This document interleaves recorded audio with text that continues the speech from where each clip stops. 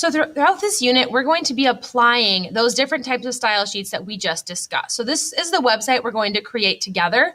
It's called Blue Cell Incorporated website, and I'm just going to show you how we're going to use those three types of style sheets to actually create this project. So we're going to use an inline style sheet, we're going to use an embedded style sheet, as well as an external style sheet, and we're going to change the formatting of the web page. So this is the web page that we will download in a couple of lessons. You will download this web page, and what we're going to do is we're going to apply multiple different stylings to make it appear like this. You notice it looks a lot more stylish. Everything is on the same page.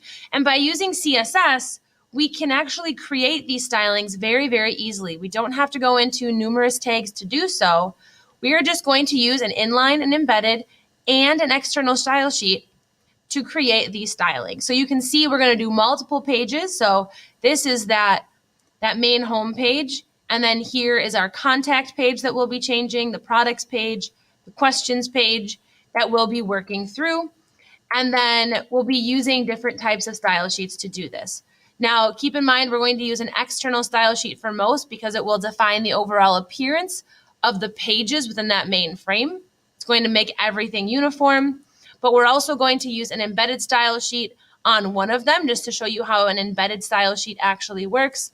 And then we're going to use an inline style sheet just for this last paragraph here to show you how an inline style sheet will work. So we'll be using the three different types of style sheets to ultimately create and style all of those pages. So creating style sheets is actually pretty simple. And again, this is where your notes are going to pick up. You'll notice this matches with your note sheet. But a style sheet allows the developer to assign several properties to a web page at once. We've talked about this. So some things that we can use style sheets for, we can change all of the text within a paragraph to a certain font and size. And we can use style sheets to do this very, very consistently. So while we could do this in the paragraph tag, we're going to use a style sheet to do this with all paragraphs all at once. So again, just to kind of reiterate these, the external style sheet is used to control the style for multiple web pages. The embedded style sheet is used to control the style sheets for all of the tags of one page. And something to note here is that this will override an external style sheet. So you can use all of these at the same time, and they do have an order of precedence we'll talk about on the next slide, but the external style sheet will style everything in general. If you then use an embedded style sheet that has a different styling, it will override the external style sheet and do the embedded style sheet instead. And then if you do an inline style sheet as well, this actually overrides all other style sheets because it's the most specific, because it's styling just a single web element on a single web page. So on the next slide, you'll see the precedence that we have. An inline style sheet has what's called the highest precedence, and it's what will take precedence over all the other style sheets. So if it has all three style sheets involved, the computer will note, or the browser will note that it needs to use the styling described in the inline style sheet. The embedded style sheet has the second precedence, so it will just override that external style sheet. And then the external style sheet is the third highest precedence, and it's used when no other style sheet types can actually be found. So if this is the only styling there, it will do that external style sheet instead. So a general rule of thumb for this precedence rule, and this is something that's really important as you start to add stylings of different kinds into your web page, is that the more limited the scope of the style sheet, the higher its precedence. So because that inline style sheet is so specific, it has higher precedence than the general style sheet resulting from an external style sheet. And then you can notice here, I've said this a couple of times, but because of the precedence rules here, all three types of style sheets can actually be used. So you can have all of them within a web page, and your browser will know which styling to apply based on this concept of precedence. So a style statement is a statement that actually defines the style for one or more properties. So this is the statements that you're using within your style sheets. That's what a style statement is. It defines the styles for a particular tag. So there are a couple of key parts. The first is a selector. The second is your declaration. And within your declaration, you will have properties and values. So to kind of give some definitions to those, your selector identifies the page elements that will be affected by that statement. So what I mean by that line is your selector is your paragraph, your header, your table. It's the things that are being changed, the tags that you want to be styled.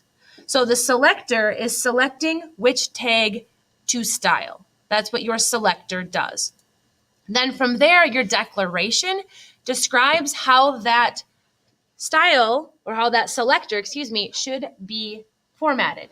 So you have your selector, and your declaration states how that selector should be altered. And it needs to include at least one style change. So your declaration describes how that paragraph, or how that table, or how that link should be formatted. Now, as I said, your declaration includes two parts. It includes a property and it includes a value. So your property is the style that's being defined. So like color, text indent, border width. The property is the thing about that selector you're trying to change. So you're trying to change a paragraph's color.